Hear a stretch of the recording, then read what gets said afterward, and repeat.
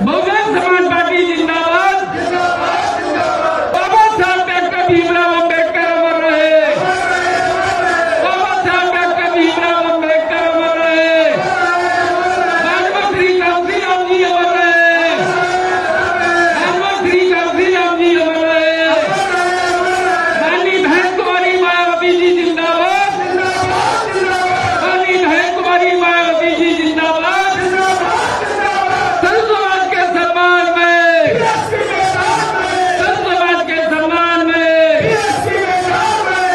आगरा मंडलीय स्तरीय चुनावी जनसभा की मुख्य अतिथि बहुजन समाज पार्टी की राष्ट्रीय अध्यक्ष, पूर्व मुख्यमंत्री उत्तर प्रदेश एवं पूर्व सांसद आदरणीय बहन कुमारी मायावती जी हमारे बीच पहुंच चुकी है। आदरणीय बहन जी के पहुंचने पर आगरा मंडल बहुजन समाज पार्टी यूनिट व सर्व समाज के भाई बहने आदरणीय बहन जी का हार्दिक स्वागत करते हैं, खैर मकदम करते हैं।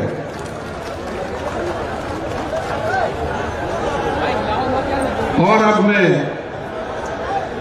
आगरा मंडल बहुजन समाज पार्टी यूनिट की जानिब से आज की चुनावी जनसभा की मुख्य अतिथि आदरणीय बहन जी को बहुजन समाज पार्टी का चुनावी चिन्ह हाथी से प्रेम भेंट करके उनका सम्मान करते हैं। माननीय गुरुलाल।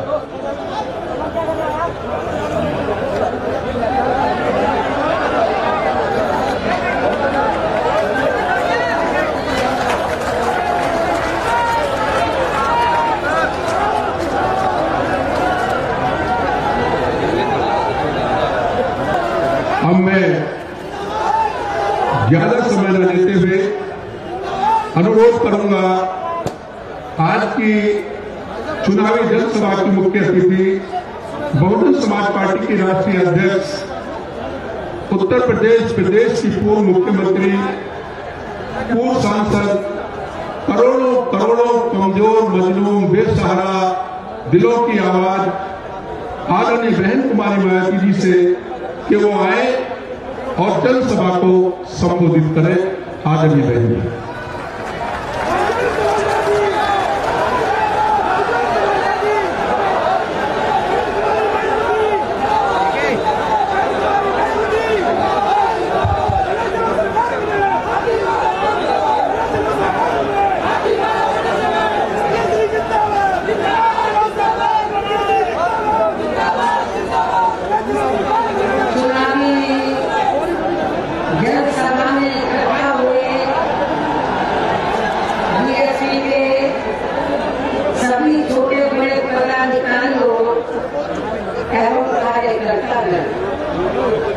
आज आप लोग उत्तर प्रदेश में विधानसभा के लिए हो रहे आम चुनाव में कोरोना नियमों का पालन करते हुए अपनी पार्टी के उम्मीदवारों के समर्थन में मुझे सुनने के लिए यहाँ इकट्ठा हुए हैं, तो उसके लिए मैं आप सभी लोगों का हार्दिक दिल से आभार प्रकट करती हूँ। और अब मैं सबसे पहले अपनी पार्टी के संबंध में ये कहना जरूरी समझती हूँ कि हमारी पार्टी ये चुनाव उत्तर प्रदेश की लगभग सभी विधानसभा की सीटों पर अकेले अपने बलबूते पर ही पूरी तैयारी व दमदारी के साथ यहाँ सन 2007 की तरह फिर से अपनी पार्टी की पूर्ण बहुमत की सरकार बनाने के लिए लड़ रही है, ताकि आपको वर्तमान में भाजपा के चल रहे जातिवादी, संकीर्ण, अहंकारी व तानाशाही वाले शासन से मुक्ति मिल सके। इसके साथ ही हमारी पार्टी ने पूर्व की तरह इस चुनाव में भी बीएसपी से जुड़ने की तादाद को ध्यान में रखकर फिर उसी अनुपात में ही यहाँ सर्व समाज के लोगों को टिकट भी दिए हैं। और अभी चुनाव में आप लोगों को अपना वोट कांग्रेस, बीजेपी, सपा व अन्य विरोधी पार्टियों को न देकर केवल अपनी एकमात्र हितैषी पार्टी बीएसपी को ही देना क्यों जरूरी है, इसे आप लोगों को समझना होगा।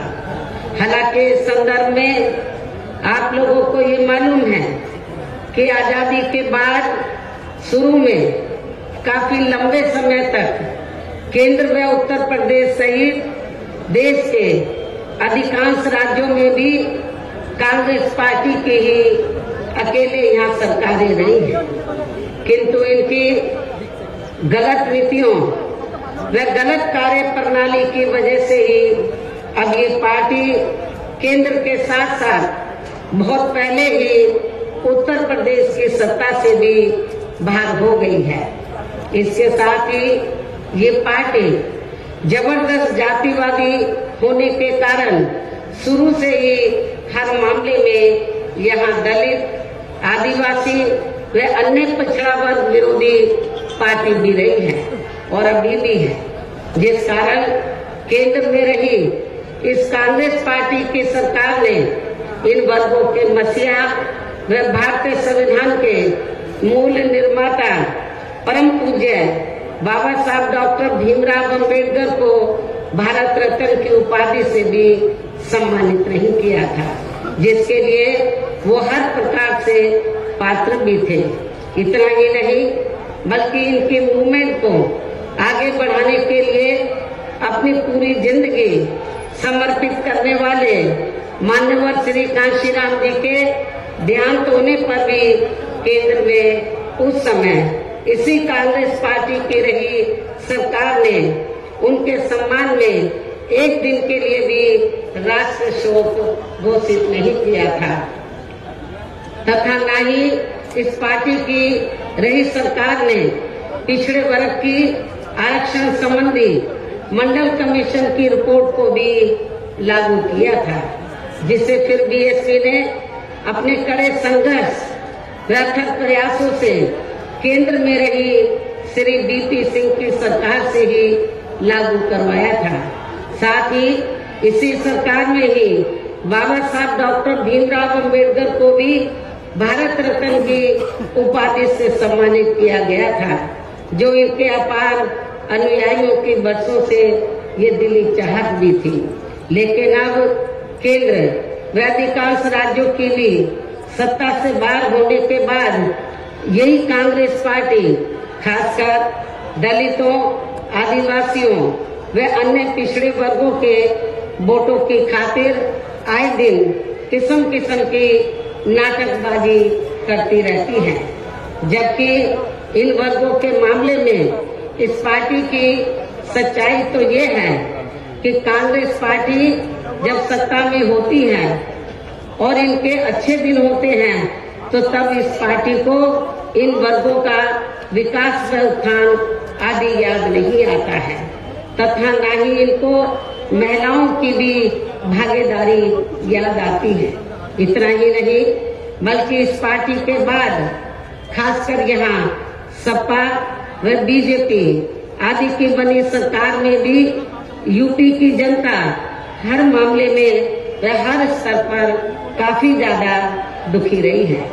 सपा की सरकार में तो अधिकांश यहाँ गुंडों, बदमाशों, माफियाओं व अराजक तत्वों एवं सरेआम लूट खसोट करने वालों का ही राज रहा है, जिसकी खास वजह से ही इस सरकार में आए दिन यहाँ जाति व धर्म के नाम पर तनाव व दंगे आदि ही होते रहे हैं। इस मामले में पश्चिमी यूपी का मुजफ्फरनगर कांड इसका खास उदाहरण है। प्रदेश में विकास के कार्य भी ज्यादातर यहाँ एक विशेष क्षेत्र व एक विशेष समुदाय के लोगों तक ही सीमित होकर रह गए हैं और इतना ही नहीं, सपा की सरकार के चलते दलित व अति पिछड़े वर्गों के लोगों के साथ तो हर स्तर पर सोतेला रवैया अपनाया गया है।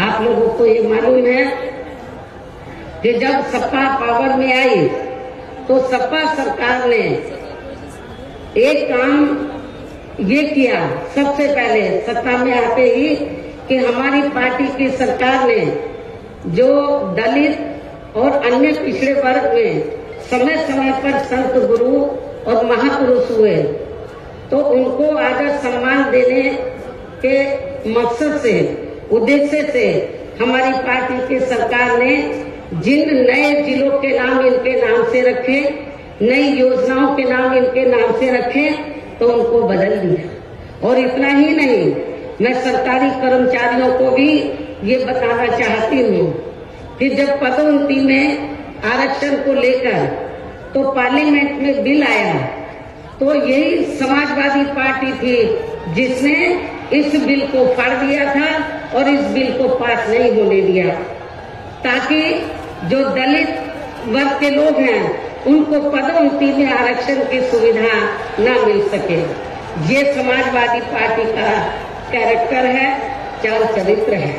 इसी प्रकार भाजपा सरकार की भी नीतियां व कार्यशैली अधिकांश यहाँ जातिवादी, पूंजीवादी एवं आरएसएस के संकीर्ण एजेंडे को ही लागू करने पर टिकी रही है, जिससे प्रभावित एवं शिकार हुए लोगों का इस सरकार में सही से विकास व उत्थान आदि नहीं हो सका है। साथ ही इनका हर स्तर पर काफी ज्यादा उत्पीड़न भी किया गया है। धर्म के नाम पर हमेशा यहाँ तनाव व नफरत आदि का वातावरण ही बना रहा है, ये किसी से छिपा नहीं है। प्रदेश में हर प्रकार के अपराध भी काफी ज्यादा बढ़े हैं। खासकर दलित व महिलाएं भी इस सरकार में कतई भी सुरक्षित नहीं रही है, लेकिन मीडिया में इनके आंकड़ों को ज्यादातर दबा दिया जाता है। आपके आगरा में तो इतना बुरा हाल है दलितों का कि पुलिस की कस्टडी में तो दलित वर्ग के एक नवयुवक को मार दिया जाता है, ये भी किसी से छिपा नहीं है। इसके अलावा प्रदेश में गरीबों, मजदूरों, बेरोजगारों व अन्य मेहनतकश लोगों के साथ साथ दलितों, आदिवासियों, अन्य पिछड़े वर्गों, मुस्लिम एवं अन्य धार्मिक अल्पसंख्यक समाज के लोगों के हित व कल्याण के लिए वर्षों से जो भी यहाँ सरकारी योजनाएं चल रही थी तो उनका भी इन्हें इस सरकार में सही से पूरा लाभ नहीं मिल सका है। खासकर दलितों व पिछड़ों को आरक्षण का भी पूरा लाभ नहीं मिल सका है, क्योंकि इन्होंने ज्यादातर सरकारी कार्य प्राइवेट सेक्टर के जरिए ही कराए हैं, जिसमें इनके लिए आरक्षण की कोई भी व्यवस्था नहीं है। सरकारी नौकरियों में भी इनका आरक्षण का कोटा भाजपा सरकार में भी पूरा नहीं किया गया है। मुस्लिम व अन्य धार्मिक अल्पसंख्यक समाज के लोगों के साथ तो बीजेपी की सरकार में अधिकांश इन्होंने पक्षपात वाला रवैया ही अपनाया है। इतना ही नहीं, बल्कि इस बार बीजेपी की सरकार में अपर कास्ट समाज में से विशेषकर प्रबुद्ध वर्ग भी हर मामले में अपने आप को काफी ज्यादा उपेक्षित रहा है। इसके अलावा इनकी गलत आर्थिक नीतियों के कारण यहाँ गरीबी, बेरोजगारी व महंगाई आदि भी काफी ज्यादा बढ़ी है। खासकर चुनाव घोषित होने से पहले तो डीजल, पेट्रोल व रसोई गैस आदि की आए दिन बढ़ी कीमतों ने भी जनता की काफी ज्यादा मुश्किलें बढ़ाई हैं और ऐसा लगता है कि चुनाव खत्म होने के बाद उन्हें इनकी कीमतें बढ़ा दी जाएंगी। इसके साथ साथ उत्तर प्रदेश सहित पूरे देश के किसान भी केंद्र सरकार की गलत नीतियों के कारण काफी ज्यादा दुखी व परेशान रहे हैं और अभी भी परेशान हैं। प्रदेश में बेरोजगार लोगों को रोजगार नहीं मिलने के कारण ही ज्यादातर इनको पलायन भी करना पड़ा है। आप लोगों को ये मालूम है, आजादी के बाद कांग्रेस पार्टी लंबे अरसे तक यहाँ सत्ता में रही, लेकिन यहाँ रोटी रोटी के साधन नहीं मिलने के कारण बड़े पैमाने पर इनका पलायन हुआ। ये लोग पलायन करके चले गए और इसके साथ ही जब बीजेपी पावर में आई तो आप लोगों को मालूम है कि ये सिलसिला जारी रहा और कोरोना काल में जो लोग बाहर के राज्यों से वापस आ गए, जब उनको रोटी रोटी के साधन नहीं मिले तो उन्हें पुनः पलायन करना पड़ा। मुजफ्फरनगर में भी बड़े पैमाने पर सपा सरकार में लोगों को पलायन करना पड़ा। तो ये तीनों पार्टियों की जो सरकारें हैं, चाहे कांग्रेस सत्ता में रही हो, चाहे समाजवादी पार्टी, चाहे बीजेपी, इन सभी पार्टियों की सरकारों में किसी न किसी कारणवश जो दुखी पीड़ित लोग हैं, खासकर बेरोजगार लोग हैं, उनको पलायन करना पड़ा है। इस प्रकार से इन सभी विरोधी पार्टियों की नई सरकारों में शुरू से ही यहाँ यूपी की जनता काफी ज्यादा दुखी व परेशान रही है। खासकर कोरोना महामारी के दौरान तो इन सभी की हालत और भी ज्यादा खराब हो गई है। ऐसे में इन सभी विरोधी पार्टियों की रही सरकारों से निजात पाने के लिए अब इस चुनाव में यहाँ प्रदेश की जनता को अपनी एकमात्र विदेशी पार्टी बहुजन समाज पार्टी की ही सरकार बनाना बहुत जरूरी है, जिसने अपने चारों रहे शासनकाल के दौरान बिना पक्षपात व भेदभाव आदि के यहाँ कमजोर एवं उपेक्षित वर्गों के लोगों के साथ साथ सर्व समाज में से गरीबों, मजदूरों, बेरोजगारों, किसानों, व्यापारियों, कर्मचारियों, वकीलों एवं अन्य मेहनतकश लोगों के साथ ही युवाओं, छात्रों, महिलाओं व बुजुर्गों आदि के भी विकास एवं उत्थान के लिए अनेक ऐतिहासिक एवं महत्वपूर्ण कार्य किए हैं। इसके अलावा बीएसपी की रही सरकार में दलित एवं अन्य पिछड़े वर्गों में जन्मे अपने महान संतों, गुरुओं व महापुरुषों आदि को भी विभिन्न रूपों में पूरा आदर सम्मान दिया गया है, जिनकी यहाँ सभी विरोधी पार्टियों की रही सरकारों में काफी ज्यादा उपेक्षा की गई है। इसके साथ साथ बीएसपी की सरकार में पूर्व की तरह ही यहाँ सभी वर्गों, धर्मों व विभिन्न क्षेत्रों में लगे लोगों के हितों में भी फिर से ऐतिहासिक कार्य किए जाएंगे। प्रदेश में विशेषकर गरीबी व बेरोजगारी आदि को दूर करने के लिए जरूरी कदम उठाए जाएंगे और ये हमारी सरकार का इस बार भी मुख्य एजेंडा होगा। साथ ही किसी भी मामले में किसानों को भी निराश नहीं होने दिया जाएगा। इसके अलावा आपके इस क्षेत्र के जो भी आपके आगरा मंडल में तो सभी जिलों में जो भी स्थानीय समस्याएं होंगी तो उन्हें भी जरूर दूर किया जाएगा। वैसे आप लोगों को मालूम है कि आगरा और फिरोजाबाद में तो जो यहाँ स्थानीय कारोबार चल रहे हैं, इनकी कुछ समस्याएं हैं तो उनको भी दूर किया जाएगा। ये भी मैं आप लोगों को विश्वास दिलाना चाहती हूँ। साथ ही केंद्र व यूपी सरकार के भी विवादित, इसके साथ ही केंद्र व यूपी सरकार के भी विवादित नियमों व कानूनों को यहाँ जल्दी से लागू नहीं होने दिया जाएगा। इतना ही नहीं बल्कि बीएसपी की रही सरकार में जिन महान संतों, गुरुओं एवं महापुरुषों आदि के आदर सम्मान में व उनके नाम पर जनहित की जो अनेकों योजनाएं शुरू की गई थी, साथ ही नए जिलों के नाम भी रखे गए थे, तो उन्हें अधिकांश, जैसा कि मैंने आप लोगों को बताया कि उन्हें अधिकांश सपा सरकार द्वारा बदल दिया गया है, जिससे उनके प्रति इनकी हीन व जातिवादी मानसिकता भी साफ झलकती है। तथा जिन्हें फिर बीएसपी की सरकार बनने पर जरूर बहाल कर दिया जाएगा। इसके साथ साथ बीएसपी की नई सरकार में सर्व समाज के व विभिन्न क्षेत्रों में लगे लोगों के हितों में जो अनेकों महत्वपूर्ण व ऐतिहासिक फैसले लिए गए थे, जिन्हें सत्ता परिवर्तन होने पर बाद में सपा व बीजेपी की सरकार ने ज्यादातर दरकिनार कर दिया है, तो उन्हें भी फिर से शुरू किया जाएगा। इसके साथ ही बीएसपी की सरकार बनने पर यहाँ बीजेपी व सपा आदि के शासनकाल की तरह कानून व्यवस्था को किसी भी कीमत पर खराब व लचर नहीं होने दिया जाएगा और हर स्तर पर कानून द्वारा कानून का राज कायम किया जाएगा। जाति व धर्म के नाम पर यहाँ लोगों का किसी भी प्रकार से शोषण व उत्पीड़न आदि नहीं होने दिया जाएगा।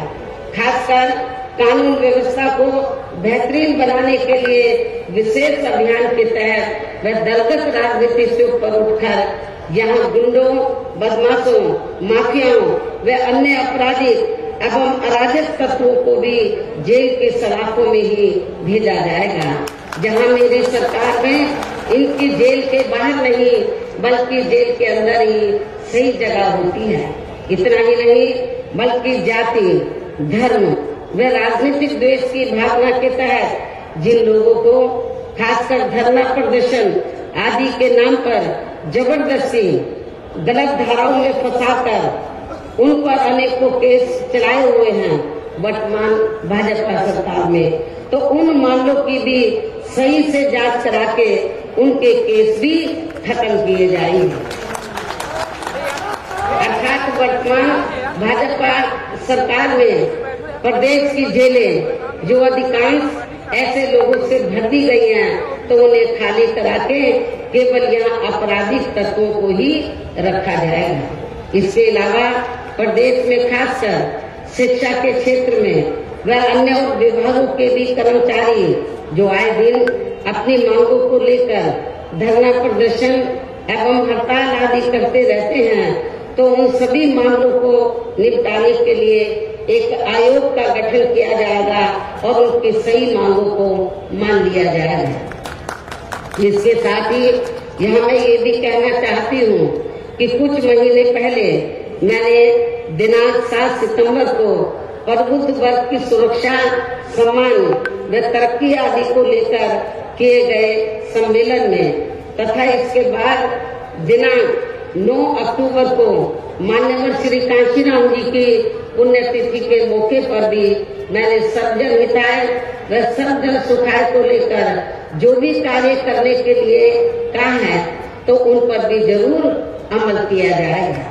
लेकिन ये सभी कार्य करने के लिए इस चुनाव में यहाँ बीएसपी की सरकार बनाना बहुत जरूरी है, जिसके लिए पार्टी के लोगों को वोट पड़ने तक या सभी विरोधी पार्टियों के साम, दाम, दंड भेद आदि हथकंडों से भी जरूर सावधान रहना है।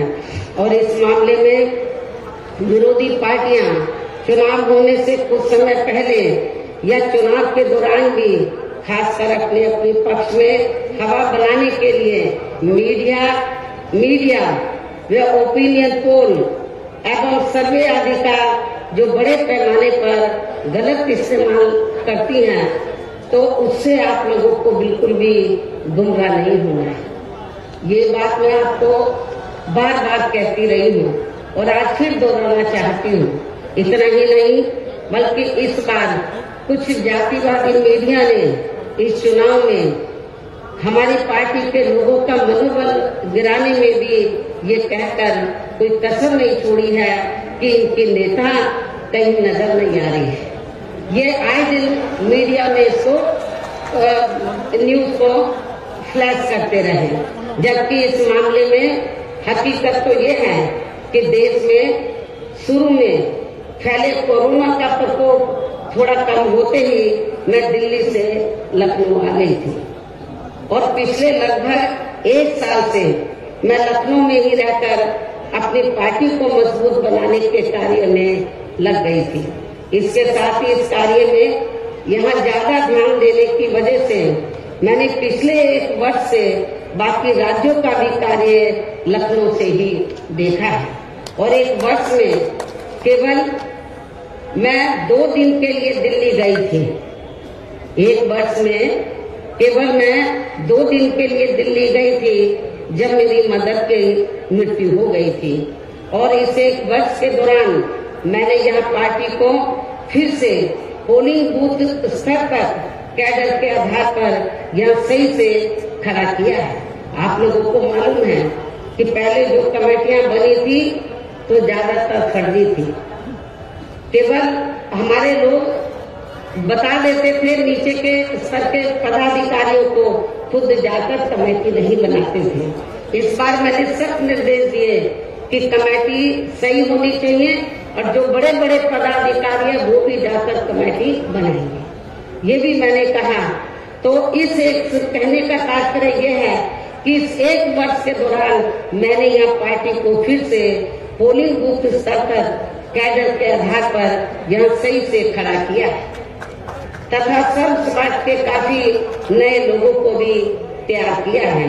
इसके साथ ही पोलिंग बूथों की कमेटियों के बनने के बाद फिर मैंने अपने ज्यादातर निवास स्थान पर ही उनकी समीक्षा बैठकें भी की है। और ये कार्य खत्म होने के बाद फिर मैंने इस बार उम्मीदवारों का चयन करने के मामले में भी विशेष ध्यान दिया है, क्योंकि इस मामले में पिछले चुनाव में हमारी पार्टी के कुछ वरिष्ठ नेताओं ने जो अधिकांश दूसरी पार्टियों में चले गए हैं, उन्होंने काफी विश्वासघात किया है। पिछले बार चुनाव में उन्होंने काफी विश्वासघात किया, न जातीय समीकरण का ध्यान रखा, बल्कि सुनने में तो ये आया कि दूसरी पार्टियों के उम्मीदवारों से साठगांठ करके हमारे नेताओं ने ज्यादातर डमी कैंडिडेट खड़े कर दिए, जिसकी वजह से पिछले विधानसभा चुनाव में हमारी पार्टी का अच्छा रिजल्ट नहीं आ सका। इस चीज का मैंने विशेष ध्यान दिया इस बात की तरफ और मैंने ये फैसला लिया कि इस बार मैं ये कार्य अपनी देखरेख में खुद करूंगी। 403 विधानसभा की सीटें हैं, एक सीट पर मैं उम्मीदवार से खुद मिली हूँ, अपने रेजिडेंस पर उनका पूरा परिचय लिया, तो तब मैंने उनका टिकट फाइनल किया है, ताकि पिछले चुनाव की तरह हमारे साथ कोई धोखा न हो जाए। और इसके बाद जैसे ही मैं इस कार्य से कल मैं फ्री हुई इस कार्य से, तो आज मैं अपनी पार्टी के उम्मीदवारों को जिताने की अपील करने के लिए यूपी की दलितों की खास राजधानी आगरा में आप लोगों के बीच में आ गई हूँ।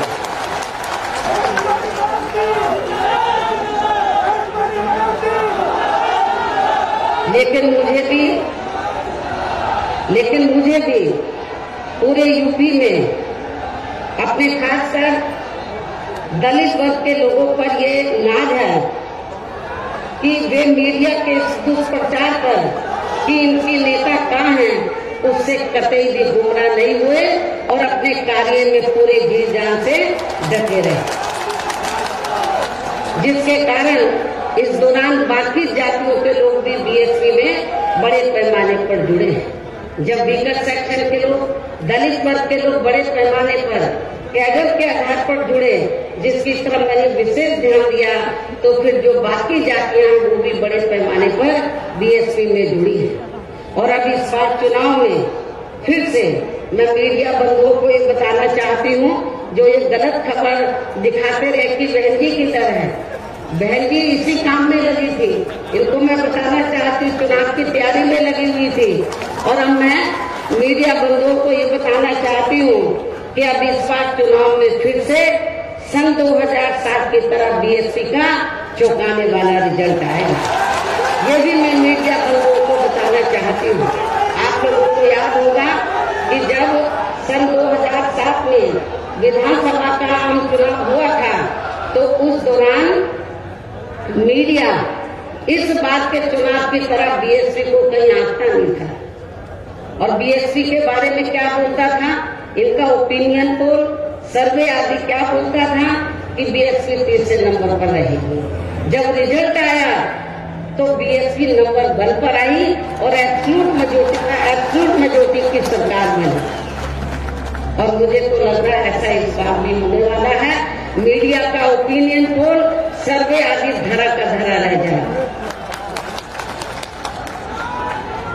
इसके साथ ही मैं आप लोगों को ये भी कहना चाहती हूँ कि आप लोगों को पूर्व की तरह इस चुनाव में भी विरोधी पार्टियों ने विभिन्न रूपों में जो अपने हवाई व प्रलोभन भरे चुनावी घोषणा पत्र आदि जारी किए हैं, जिन्हें सत्ता में आने के बाद ये पार्टियां अधिकांश अमल में नहीं लाती हैं, तो उनके बहकावे में भी आपको कतई नहीं आना। जबकि इस मामले में बीएसपी किसी भी चुनाव में विरोधी पार्टियों की तरह अपना कोई भी चुनावी घोषणा पत्र आदि जारी नहीं करती है, क्योंकि बीएसपी कहने में बहुत कम बल्कि कार्य करके दिखाने में ही ज्यादा विश्वास रखती है। और ऐसा हमने यहाँ यूपी में अपने चारों रही सरकारों के दौरान करके भी दिखाया है। इतना ही नहीं बल्कि हमारी पार्टी के चारों रही सरकारों ने प्रदेश में बिगड़ी हुई कानून व्यवस्था को सुधारने के साथ साथ जो असंख्य के साथ साथ प्रदेश के विकास एवं आम जनहित के लिए जो असंख्य अति महत्वपूर्ण कार्य किए हैं, वो अभी तक यहाँ किसी भी विरोधी पार्टी की सरकार ने नहीं किए हैं। आपको मालूम है कि बीजेपी के लोग कहते रहते हैं हमने गरीबों को इतने मकान दिए हैं, कहीं नजर आ रहे हैं। जब मेरी सरकार थी आपके आगरे में ही बड़े पैमाने पर हमने गरीबों को फ्री मकान बनाकर दिए, वो आपको नजर आते हैं। कहाँ है इनके मकान? तो वो आपको बहुत कम ही नजर आएंगे। बल्कि और इतना ही नहीं, तो मैं जैसा कि आपको बताया कि हमारी सरकार ने प्रदेश के विकास एवं आम जनहित के लिए जो असंख्य अति महत्वपूर्ण कार्य किए हैं, वो अभी तक यहाँ किसी भी विरोधी पार्टी की सरकार ने नहीं किए हैं। बल्कि ज्यादातर उन्हीं कार्यों के नाम जो हमारी सरकार ने कार्य किए थे, बल्कि ज्यादातर उन्हीं कार्यों के नाम व स्वरूप आदि बदलकर अब विरोधी पार्टियों की सरकारें उन्हीं को ही भुनाने में लगी है। लेकिन उन कार्यों के प्रति इनकी नियत व सोच सही नहीं होने के कारण उसमें भी ये पार्टियां ज्यादा सफल नहीं हो पा रही हैं। इन्हीं जरूरी बातों के साथ ही मेरा यही कहना है कि आप लोगों को इस चुनाव में अपने हित व कल्याण के लिए या फिर से यूपी में बीएसपी की सर्वजन हिताय व सर्वजन सुखाय की नीतियों पर आधारित सरकार बनाना बहुत जरूरी है। और इसके लिए पार्टी के लोगों को, इसके लिए बीएसपी के लोगों को वोट पड़ने वाले दिन कोरोना नियमों का पालन करते हुए सबसे पहले सुबह उठते ही व समय से अपने अपने पोलिंग बूथों पर अपना वोट डालने के लिए जाना है।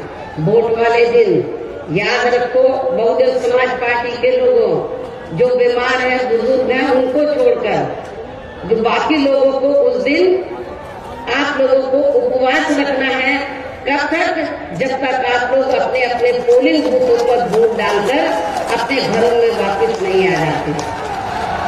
और इस मामले में हमारी जो महिलाएं हैं वो भी पीछे नहीं रहेंगी, ये भी मैं बताना चाहती हूँ।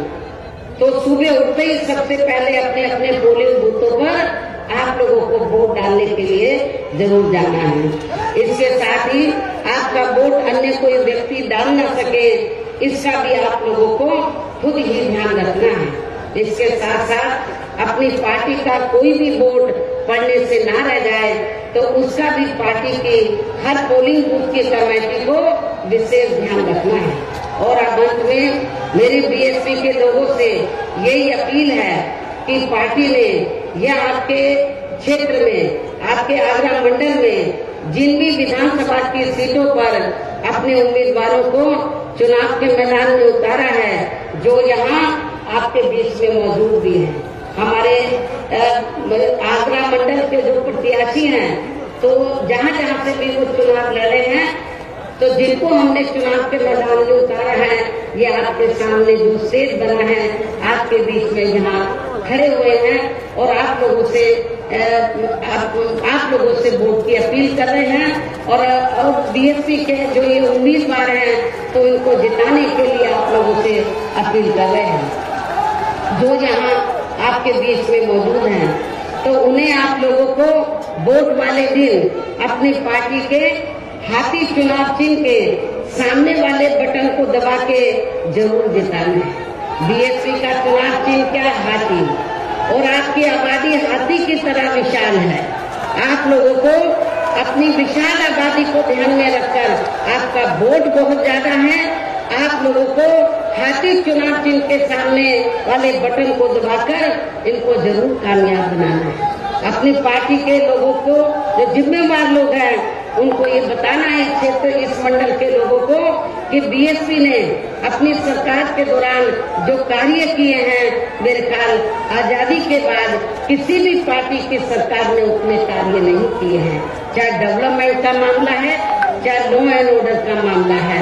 और इतना ही नहीं, जिन हमारे संतों, गुरुओं और महापुरुषों को वर्षों से आदर सम्मान नहीं मिला था, उन्हें भी हमारी पार्टी की सरकार ने पूरा पूरा आदर सम्मान दिया है। और जब आप लोग लखनऊ जाते हैं, पहले का लखनऊ आप लोगों ने देखा होगा और मेरे सत्ता में आने के बाद का लखनऊ देखा होगा। लोग बाहर के राज्यों से आते हैं, विदेशों से आते हैं, कहते हैं कि ये तो लखनऊ की तस्वीर बदल गई, लखनऊ की तस्वीर बदल गई। और इतना ही नहीं, आपके आगरा मंडल में भी मैंने काफी काम किया। लोग कहते हैं कि मथुरा धार्मिक स्थल है, मथुरा जिला में मंदिर है, मस्जिद है, गुरुद्वारे हैं, बौद्ध विहार है, सब हैं, लेकिन उस धार्मिक स्थल को, उस जिले में विभिन्न धर्मों को मानने वाले लोग रहते हैं, विभिन्न धर्मों के। लेकिन उस जिले का जो थोड़ा घना विकास हुआ मेरी सरकार में हुआ, उसके बाद मथुरा जिले का कोई विकास नहीं हुआ है। ये भी मैं मथुरा के लोगों को बताना चाहती हूँ। केवल मीडिया में हवाई बातें करते रहते हैं और लोगों को धर्म की आड़ में उनके जो भावनाएं हैं, तो उनकी भावनाओं की आड़ में तो लोगों का वोट लेने का प्रयास करते हैं, लेकिन हकीकत में जमीनी तौर पर वहाँ पर कोई विकास का काम वर्तमान भारतीय जनता पार्टी की सरकार में नहीं हुआ है। यही सपा सरकार का हाल था। और बीजेपी को कुछ नहीं करना है, ज्यादातर वो मीडिया में घूमते रहते हैं। विकास के कार्य आप लोगों ने देखे हैं, कहीं आपको विकास नजर आया आप लोगों का? अपना पूरे 5 साल के अंदर कोई आपका विकास नहीं हुआ। आप लोगों के साथ जुल्म जाती हुई है। विकास किनका हुआ है? जो बड़े बड़े पूंजीपति हैं, जो बड़े बड़े धन्ना सेठ हैं, जो आरएसएस के लोग हैं, उनका विकास हुआ है। आप लोगों का विकास नहीं हुआ है। यदि आप लोग चाहते हैं कि आप लोगों का विकास हो, सर्व समाज का विकास हो, तो आप सभी धर्मों के लोगों का विकास हो, सभी जाति के लोगों का विकास हो, तो फिर आप लोगों को बहुजन समाज पार्टी के आगरा मंडल से जो हमने अपने प्रत्याशी चुनाव के मैदान में उतारे हैं, तो उन्हें अब आप लोगों को वोट वाले दिन अपनी पार्टी के हाथी चुनाव चिन्ह के सामने वाले बटन को दबा के जरूर जिताना है। और फिर से आपको यहाँ सन 2007 की तरह ही बीएसपी की अपनी पूर्ण बहुमत की सरकार जरूर बनाना है। तभी फिर प्रदेश में यहाँ अमन चैन कायम होने के साथ साथ सभी धर्मों व वर्गों के लोगों का भी सही से विकास व उत्थान आदि हो सकता है। साथ ही यहाँ अन्याय, अपराध, भय व भ्रष्टाचार मुक्त एवं विकास युक्त वातावरण भी पैदा हो सकता है। और तभी फिर यहाँ परम पूज्य बाबा साहब डॉक्टर भीमराव अम्बेडकर एवं मान्यवर श्री कांशीराम जी आदि का भी सपना सही साकार हो सकता है। और इस उम्मीद के साथ ही अब मैं यही कहना चाहूंगी, क्या कहना चाहूंगी कि अब आपको हर पोलिंग बूथ को जिताना है, बीएसपी को सत्ता में लाना है। आप लोगों को हर पोलिंग बूथ को जिताना है, बीएसपी को सत्ता में लाना है। इस विश्वास के साथ ही अब मैं पुनः अपनी पार्टी के उम्मीदवारों को जिताने की पुरजोर अपील करते हुए अपनी बात यही समाप्त करती हूँ। जय भीम, जय भारत।